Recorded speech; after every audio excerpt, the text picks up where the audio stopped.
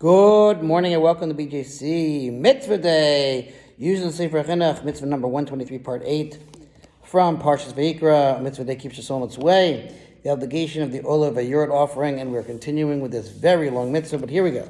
We're just going to repeat a little bit from yesterday just so we get the flow.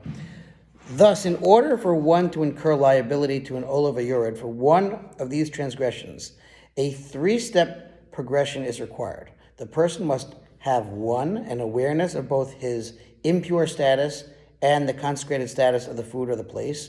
Two, an unawareness or forgetting of one of those circumstances at the time of the violation.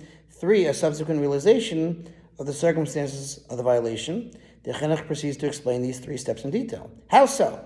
If one became tamei, again, impure, and knows that he's become tamei, he knows, and sacrificial meat comes into his possession, and he knows that it is sacrificial meat. Or if he approaches to enter the temple, and he knows that it is the temple, so that now before he ate or entered, he had knowledge of his impurity, his tamei, or of the sacred food or place at the beginning, before any violation. After this, he experiences a period of unawareness.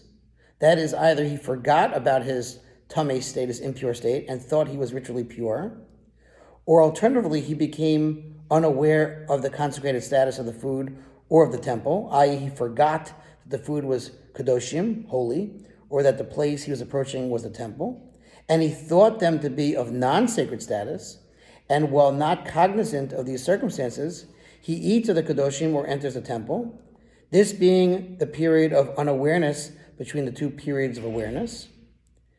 After that, it became known to him that at the time of the violation he was impure, or it became known to him that the meat he ate was sacrificial meat, or the place he entered was a temple. This being the period of awareness of the circumstances at the end, in this situation he is liable to bring an Oleh V'yoreid offering. It is regarding this series of steps that our sages of blessed memory stated in the Mishnah. One is obligated to bring the Oleh V'yoreid offering only if there is an awareness at the beginning and at the end, and an unawareness in between. See what happened? He was aware, became unaware, then became aware again. Okay?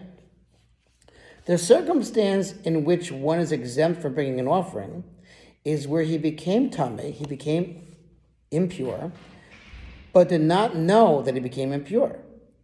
And he then entered the temple or ate sacrificial meat. And afterward, he became aware that he had become tamei, impure, and had entered the temple or eaten sacrificial meat while impure. In this case, he is exempt from bringing an Oleh offering, for there was no knowledge in the beginning, i.e., he did not know of his impure state before the violation. So again, it's got to be knowledge, unawareness, then knowledge again. But in this case, it was unknowledge. He didn't have the knowledge, he was unaware, and then he had the knowledge, so he's exempt.